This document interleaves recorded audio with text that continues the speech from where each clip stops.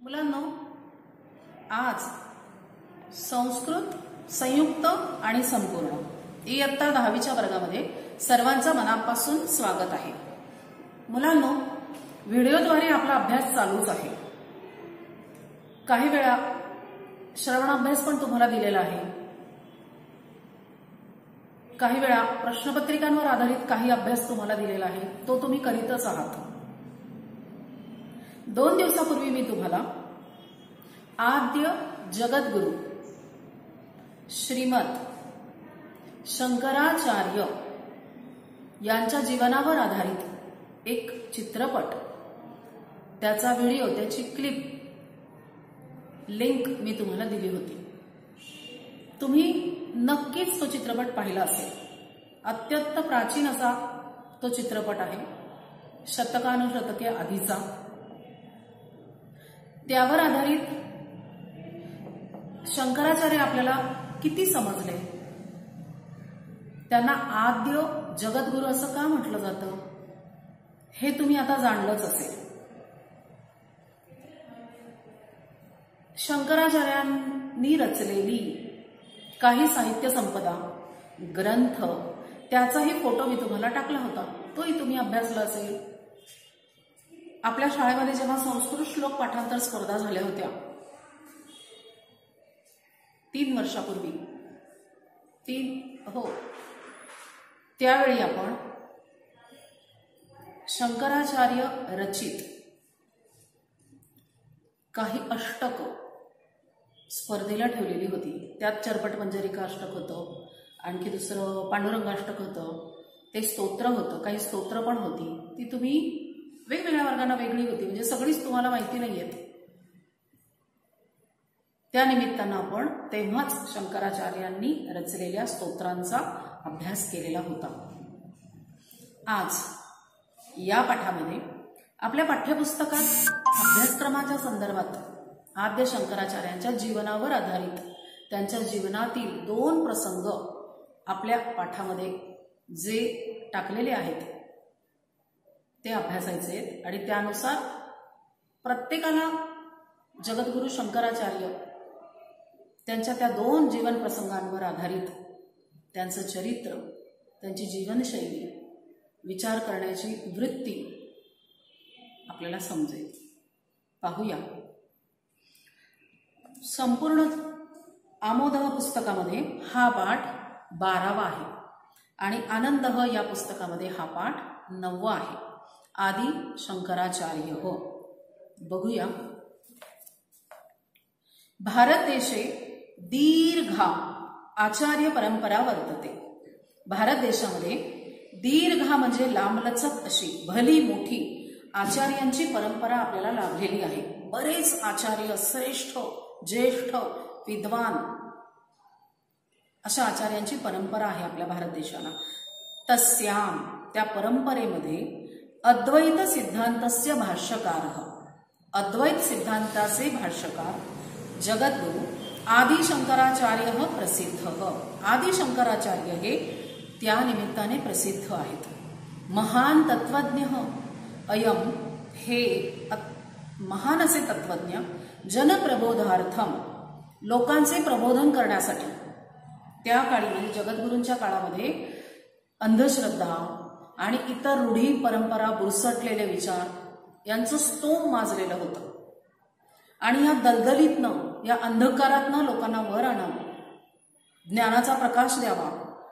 जीवन आणि मृत्यू याचा अर्थ काय, मनुष्य जन्माला येतो तो मरणारच असतो, तर या मधला जो कालावधी आहे जन्म घेतल्यानंतर मृत्यूपर्यंतचा, त्यात आपली कर्तव्य कोणती, मनुष्य म्हणून आपण काय करायला पाहिजे, या सर्वांचा बोध देण्यासाठी।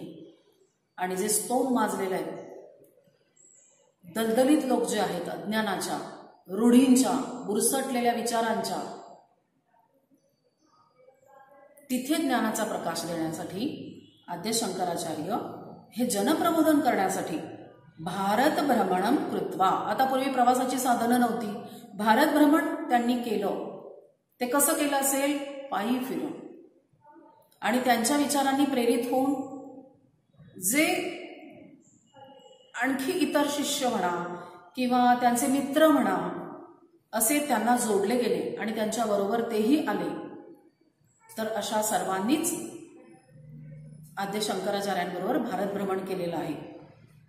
चतुस्रुषु दिक्षु पीठानी अस्थापयत. भारतामध्ये 4 दिशांना, पूर्व पश्चिम उत्तर दक्षिण 4 दिशांना त्यांनी पीठांची स्थापना केली. म्हणजे या विचारांचं एक केंद्र निर्माण केलं. तेन रचितानी गेयानी अर्थपूर्णानी स्तोत्रानी अद्यापि जनानां मुखेषु विराजन्ते. आणि त्यांनी जी स्तोत्र रचली आहेत त्यामध्ये खरा जीवनाचा सार आहे, मनुष्याचं कर्तव्य आहे, आपल्या जबाबदाऱ्या आहेत, केवळ हक्क नाही, अधिकार नाहीत. तर आपण जन्माला आलो, मनुष्य जो जन्माला आलेला आहे त्याला काय करायला पाहिजे, आपलं जीवन सार्थक कसं होईल,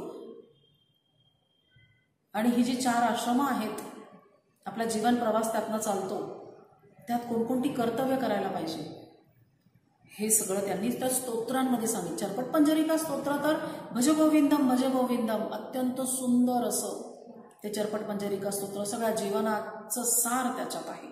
आणि आपल्या अंधकारमय डोळ्यांमध्ये अंजन घातलेलं आहे त्यांनी. अर्थपूर्णानी स्तोत्रानी अद्यापि जनानां मुखेषु विराजन्ते. त्यांची सुंदर ती स्तोत्र आजही लोकांच्या मुखात आहेत. लोक आवडीने म्हणतात, गातात, आणि काही तर त्यांच्या विचारांनी प्रेरित आहेत. ही जी 4 मठं आहेत भारतभर, तिथे तर असंख्य त्यांचे शिष्यगण, त्यांच्या विचारांनी प्रेरित झालेली जनता त्या मठांमध्ये राहते, तेही ज्ञान प्रसाराचं काम करतात. तस्य जीवनचरित्रात महत्त्वपूर्ण प्रसंग अत्र उद्धृत. त्यांच्या जीवनातील एक प्रसंग, 2 प्रसंग या पाठामध्ये दिलेले आहेत. पाहूया. शंकराचार्यांना नेहमीच या संसार सुखामध्ये ते कधी रमलेच नाही असं म्हणायला पाहिजे. त्यांना सतत एकांत आणि ज्ञानाची लालसा होती. या जीवनाचं गूढ काय आहे ते शोधण्याची त्यांची वृत्ती होती आणि त्यामागे सतत ते धावत असत. ते कर्मकांडामध्ये कधी रमलेच नाहीत. पाहूया. भारतस्य दक्षिण दिशी, भारताच्या दक्षिण दिशेला केरळ प्रदेशे, म्हणजे भारते दक्षिण दिशायां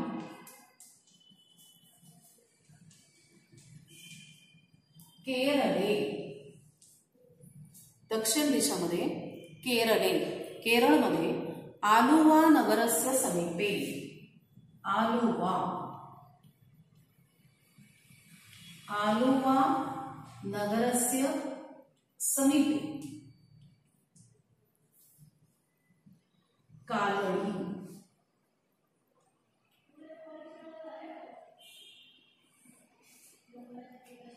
कालड़ी नाम ग्राम. आपल्या भारतामध्येच दक्षिणेला केरळ प्रांतामध्ये कालड़ी हे जे छोटंसं ग्राम आहे, म्हणजे शंकराचार्यांचं गाव, जन्मस्थान कालड़ी. कालड़ी नाम ग्राम सह ग्राम पूर्णा नदी तीरे वर्तते. किम नाम नद्याः? पूर्णा नदी. पूर्णा नदी, पूर्णा नदीच्या तीरावर हे छोटंसं ग्राम आहे. तत्र जगद्गुरोः शंकराचार्यस्य जन्म, तिथे त्यांचा जन्म ख्रिस्ताब्दे 8मे शतके, इसवी सनाच्या 8व्या शतकात जन्म, 8मे शतके.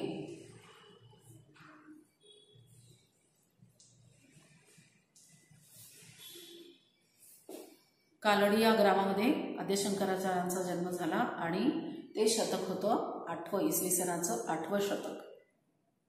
8मे शतके अभवत. तस्य पिता, त्यांचे वडील शिवगुरुः,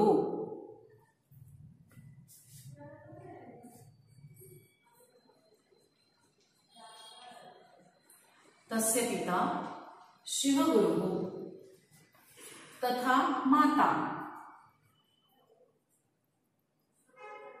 आर्यांबा. तस्य पिता शिवगुरुः तथा माता आर्याम्बा च स्ताम्। अत्र संधि अस्ति च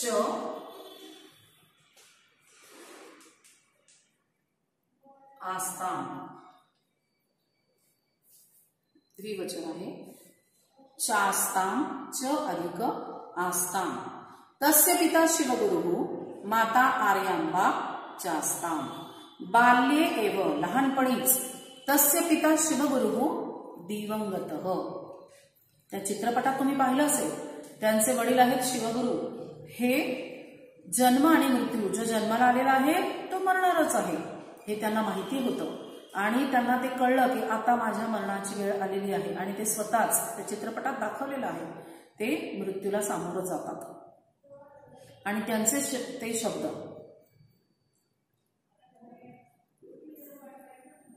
आदि शंकराचार्यांच्या मनात सतत घोळवत असतात।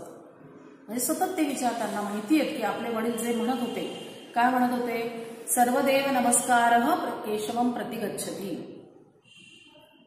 सर्व नद्या ज्याप्रमाणे सागराला जाऊन मिळतात त्याप्रमाणे कोणत्याही देवाला नमस्कार कुठेही बसून केला तरी तो केशवाप्रत पोहोचतो, असं त्यांना तेव्हाच बिंबवलेलं होतं लहानपणी।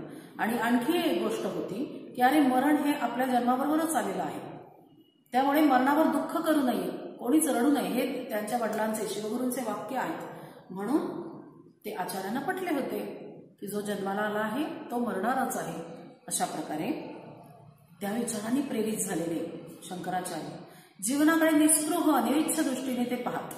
म्हणजे आस्था, लोभ, मोह असा जीवनाविषयी त्यांना वाटलाच नाही। बाल्ये एव, शंकराचार्यांच्या लहानपणीच त्यांचे पिता दिवंगतः, ते मरणाला सामोरे गेले। तस्मात् मातैव, संधी विग्रह काय होईल, माता अधिक एव, आईच, माता एव पुत्रस्य पालनम अकरोत, मुलाचे पालन करू लागली, आईनेच पालन पोषण केले। पंचमे वयसी, वयाच्या 5व्या वर्षी, उपनीतः सह पठनार्थम गुरुं उपागच्छत। उपनीतः म्हणजे त्याच्यावरती मौज हे सर्व संस्कार केले गेले आणि पठनार्थम, शिक्षणासाठी। आता तो काळ म्हणजे हा इसवी सनाचे 8वे शतक, गुरुकुल पद्धती असायची, गुरूंच्या घरी शिक्षणासाठी जावं लागत असे। गुरुं उपागच्छत, गुरुं उपागच्छत, गुरूंच्या जवळ शिक्षणासाठी, पठनार्थम उपागच्छत गेले। तत्र वेद वेदांगाणी, तिथं ते काय शिकले, वेद वेदांग विविध शास्त्राणी च असाधारण वेगेन। आपण सर्वजण सामान्य आहोत, आपला अभ्यासाचा स्पीड गती कशी आहे, साधारण, पण या शंकराचार्यांची गती आहे शिक्षणाची असाधारण, असामान्य अशा वेगाने। बालकोयम, संधी विग्रह काय होईल, बालक अयम, अयम म्हणजे हा, बालकः अयम, हा बालक असाधारण वेगाने, असामान्य अशा गतीने, अधितवान, अभ्यास त्याने असाधारण गतीने पटपट पटपट सगळा अभ्यास तो शिकला। म्हणजे गुरुकुलाच्या पद्धतीप्रमाणे ज्या ज्या वयात जे जे शिकवलं जायचं त्याच्या आधीच याचं शिकून व्हायचं। पठनादिकम समाप्य, पठनादिकम, पठनम, पठन आदिकम समाप्य, हे पठन वगैरे सगळं शिकणं। समाप्य, समाप्याच्या इथे लिहा लेबंताव्यय, संपवून शंकरः गृहं प्रत्यागतवान, त्याच्या घरी परत आला। गृहं प्राप्य, प्राप्याच्या तिथे लिहा पेन्सिलने पुस्तकावर लेबंताव्यय। घरी आल्यानंतर, गृहं प्राप्य, घरी आल्यानंतर मातृसेवाम आरभत, त्याने आईची सेवा सुरू केली। माता आर्यांबा पुत्रस्य विवाह विषये, आता गुरुकुलात आलेली मुलं आहेत ती 18 वर्षापर्यंत गुरुकुलात राहत असत। हा तर मला वाटतं त्याच्या आधीच गुरुकुलातनं घरी आला असावा, आता आईची चिंता, आई काळजी करू लागली विवाहाविषयी. सगळ्या आईबापांचं तसंच मत असतं. त्याप्रमाणे ही आर्यांबा, शंकराचार्यांची आई देखील, त्याचं नाव शंकर, विवाहाविषयी काळजी करायला लागली, विचार करू लागली. सदैव चिंतयती स्म, सतत काळजी करत असे. आता इथे चिंतयती स्म हा जो घटक आहे, चिंतयती स्म, स्म अव्ययम निष्कासयत, चिंतयती स्म हा आपण 9वीला प्रश्न घेतला होता. स्म अव्यय काढून टाका. आता चिंतयती स्मचा या दोन्ही घटकांचा अर्थ होतो भूतकाळी, हे क्रियापद आहे. चिंता करीत असे. आता या दोन घटकांऐवजी एकच भूतकाळी म्हणजे लंग लकाराचं रूप योजा. काय येईल? अचिंतयत. स्म आणि चिंतयती काढून टाकायचं, त्याच्याऐवजी अचिंतयत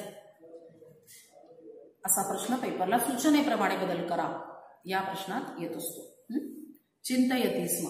माता आर्यांबा पुत्रस्य विवाहाविषये सदैव चिंतयती स्म, परंतु मनसा वचसा कर्मणा, पण मनाने,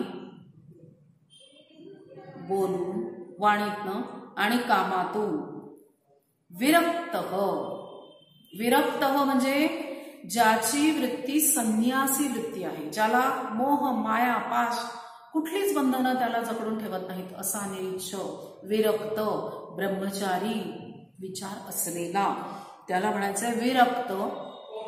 शंकरः संन्यासार्थम, संन्यासासाठी अनुमती प्रार्थयत. तो अनुमती म्हणजे परवानगी मागतो. प्रार्थयत विनंती करतो, म्हणजे परवानगीसाठी विनंती करतो. शंकरस्य ऐहिक विषयेषु, शंकराच्या ऐहिक, ऐहिक म्हणजे काय? भौतिक गरजा, घर दार, प्रपंच, विवाह, कुटुंब, बायका, मुलं, मग त्यांचा सगळा पुढचा पसारा, आणखी भौतिक गरजा, उत्तमोत्तम कपडे, उपभोगाच्या चांगल्या चांगल्या वस्तू, या सगळ्यांना ऐहिक विषय असं म्हणूया. मोह, माया, पैसा जमा करणे, संपत्ती साठविणे, मला हवं आहे या त्या गोष्टींची हाव, अरुचिम, या सर्वांमध्ये त्याला अरुची, आवडच नव्हती. अरुची दृष्टवा. दृष्टवा कोणता अव्यय सांगा? बरोबर, त्वांत अव्यय. बघून आर्यांबा चिंतामग्ना जाता. अरे ह्या मुलाला कशातच आवड नाहीये, कपडे खूप चांगले चांगले पाहिजे नाही, खाण्यात इंटरेस्ट नाही किंवा आवड नाही, चांगल्या जागा पाहिजे, झोपायला उत्तम उंची घालायला, झोपायला, लिहायला, दाखवायला उंची वस्त्र पाहिजे, कशातच त्याला आवड नाहीये.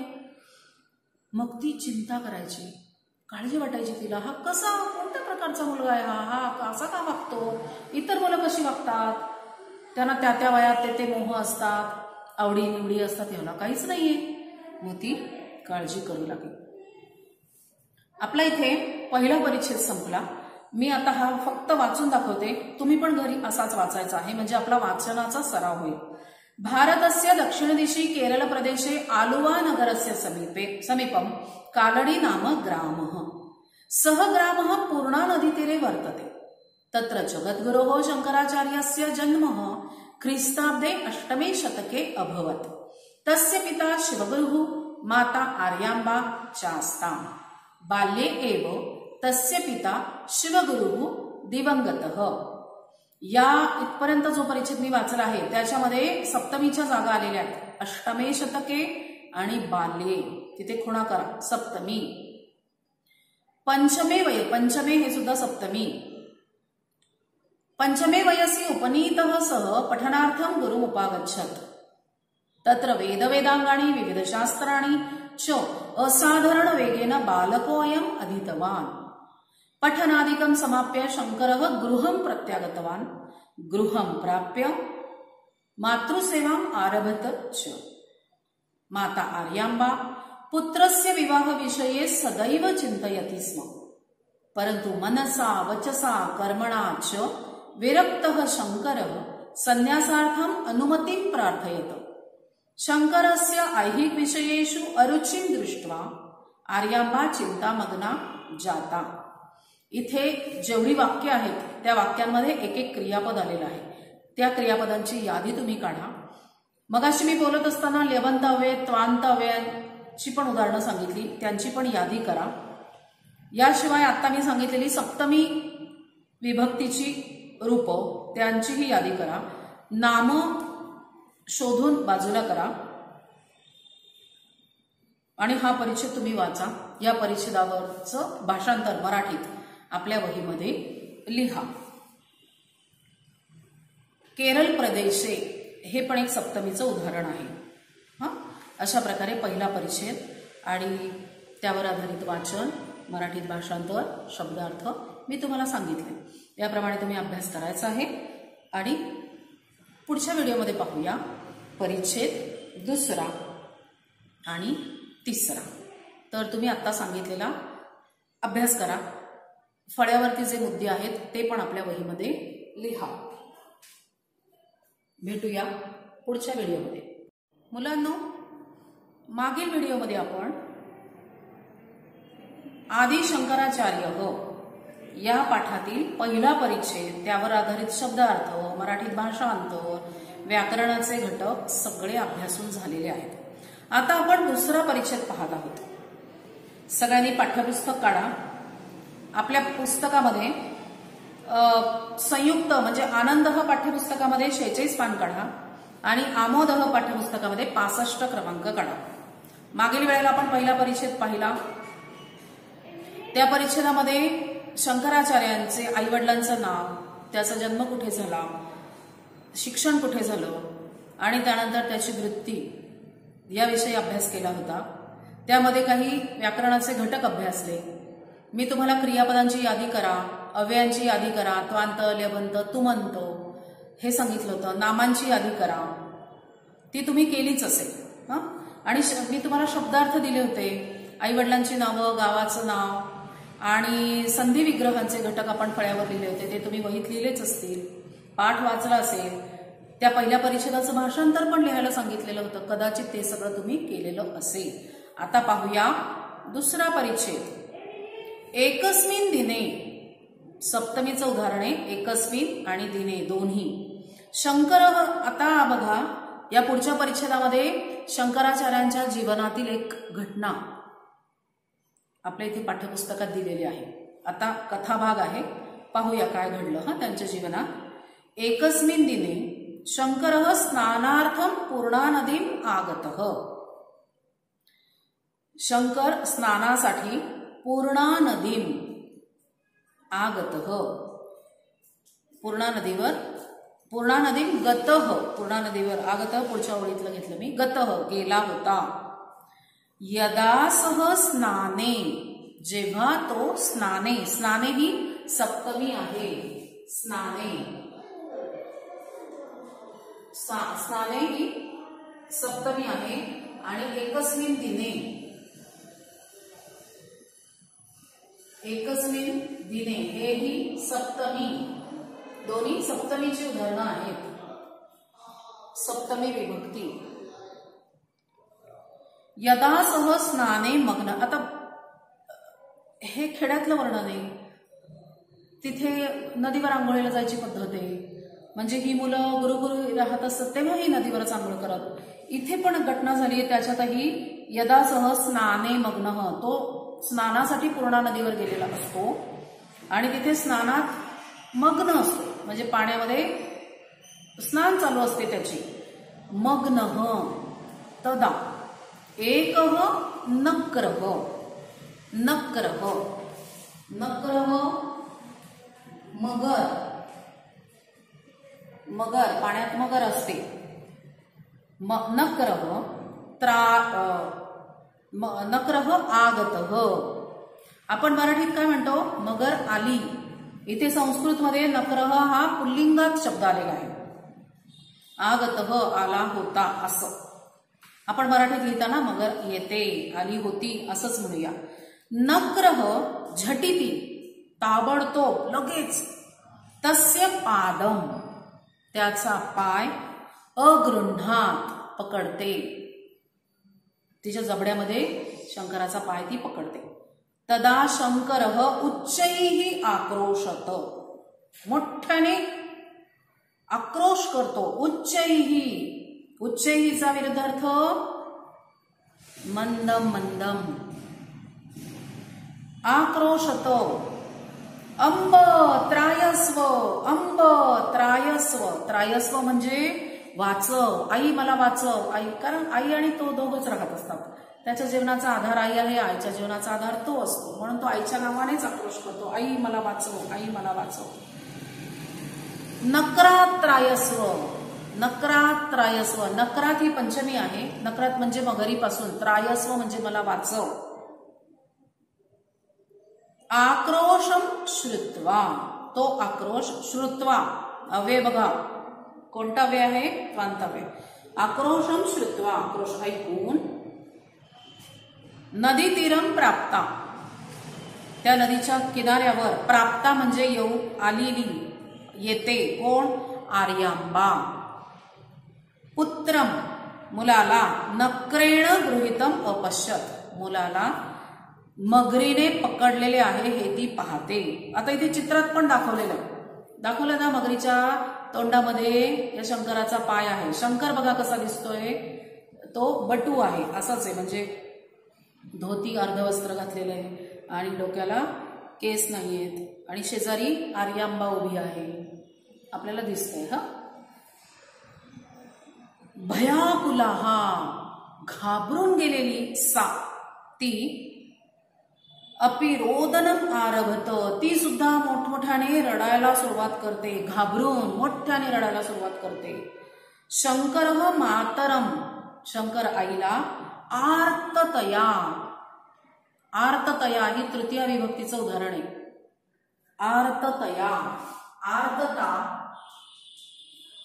आणि आर्ततया तृतीय विभक्तीचं उदाहरण आहे. हे सगळं तुम्हाला लागेल. परिच्छेद दिला जातो आणि त्याच्यावर आधारित प्रश्न विचारले जातात. सप्तमी शोधा, सप्तम्यंतपदानी, तृतीयांतपदामी, पंचम्यंतपदानी. मग तुम्हाला ते सांगता आलं पाहिजे, शोधता आलं पाहिजे. मग हा सराव करा. आर्ततया प्रार्थयत, ती प्रार्थना करते. शंकर आईकडे बघून मोठमोठ्याने तोही प्रार्थना विनंती करतो. आई मला वाचव ग, वाचव ग. मनापासून वेदनेने तो घायाळ झालेला आहे. तिथे बघा रक्तबंबाळ त्याचा पाय झालेला आहे. अंब इतः परम अहम न जीवामी, इतः परम म्हणजे आता. इतः परम या पुढे, आता. आई आता, या पुढे. अहम न जीवामी, मी आता जगणार नाही.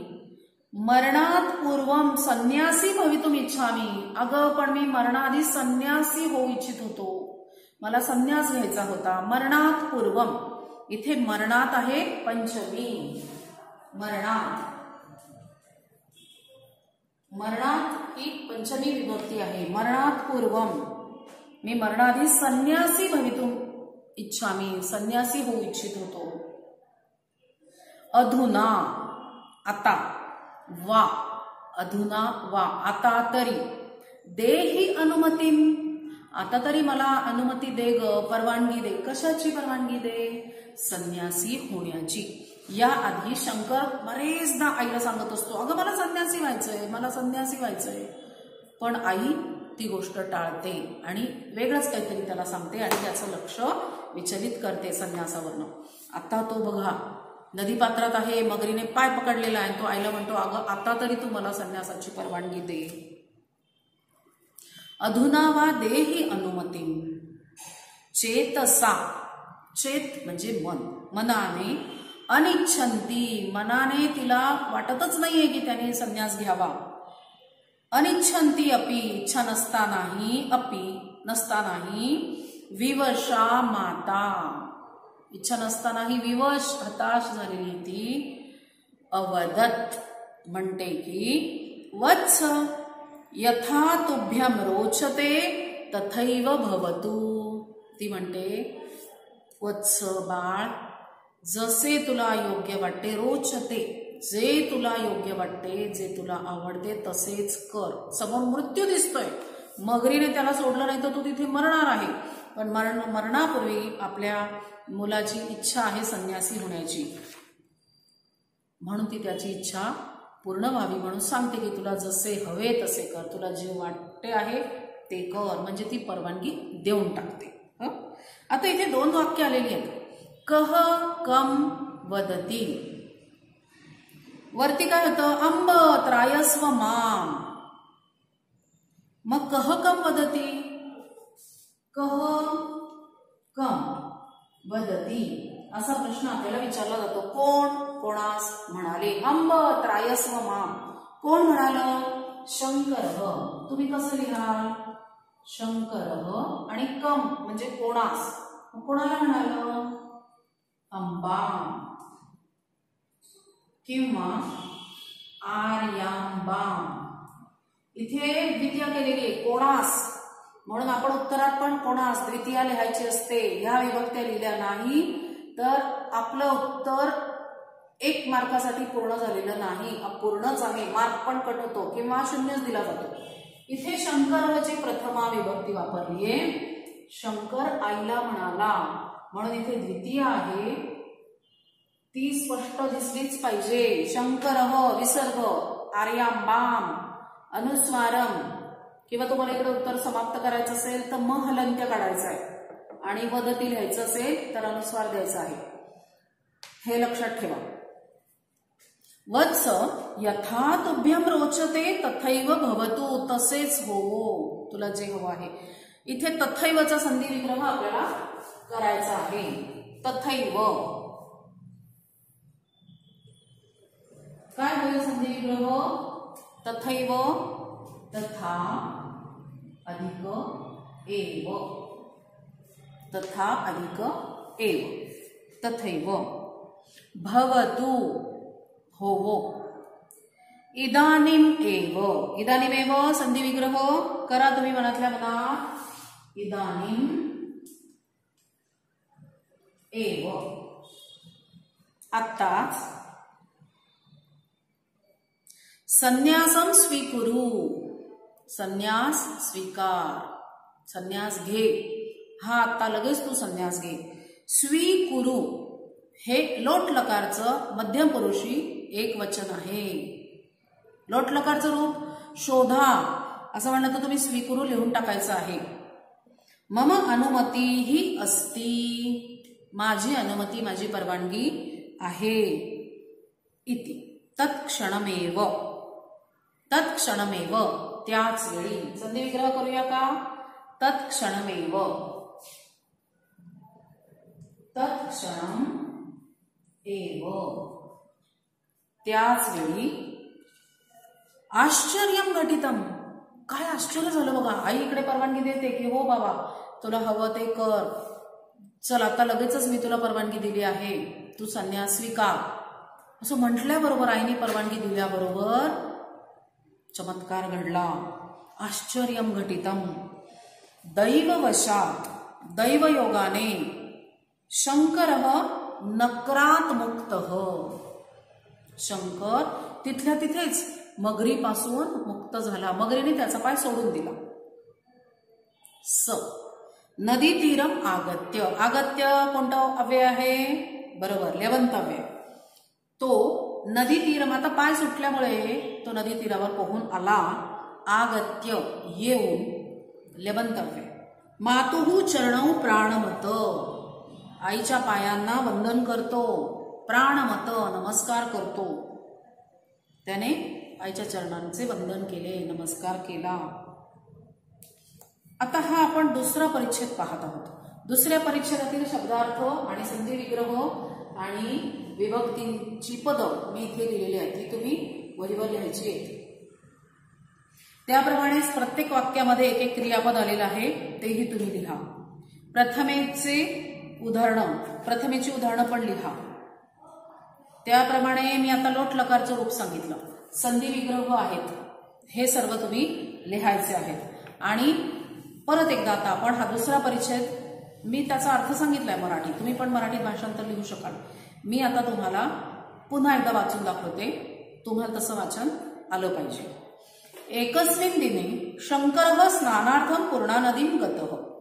यदा सः स्नाने मग्नः तदा तत्र एकः नक्रः आगतः. नक्रः झटिति ताबडतोब तस्य पादम् अगृह्णात्. तदा शंकरः उच्चैः आक्रोशत्, अम्ब त्रायस्व, नक्रात् त्रायस्व. आक्रोशं श्रुत्वा नदीतीरं प्राप्ता आर्याम्बा पुत्रं नक्रेण गृहीतम् अपश्यत्. भयाकुलाः सा अपि रोदनम् आरभत. शंकरः मातरम् आर्ततया प्रार्थयत, अम्ब इतः परम् अहं न जीवामि. मरणात् पूर्वं सन्यासी भवितुम् इच्छामि. अधुना वा देहि अनुमतिं. चेतसा अनिच्छन्ति अपि विवशा माता अवदत्, वत्स यथा तुभ्यं रोचते तथैव भवतु. इदानीमेव सन्यासं स्वीकुरु. स मम अनुमतिम् अस्ति. तत्क्षणमेव आश्चर्यं घटितं. दैववशात् शंकरः नक्रात् मुक्तः. स नदीतीरम् आगत्य मातुः चरणौ प्राणवत. इथपर्यंतचा भाग वाचून दाखवलेला आहे, तुम्हालाही तसा वाचता आला पाहिजे. आणि या दुसऱ्या परिच्छेदाचं भाषांतर, त्यातील कठीण शब्द, अव्यय, नाम, सर्वनाम, क्रियापद आणि सप्तम्यंत, पंचम्यंत, तृतीयंत ह्या विभक्तीची पदं पण शोधा आणि आपल्या वहीमध्ये ती लिहा. त्यानंतर आता आपण पाहणार आहोत तिसरा परिच्छेद पुढच्या व्हिडिओमध्ये.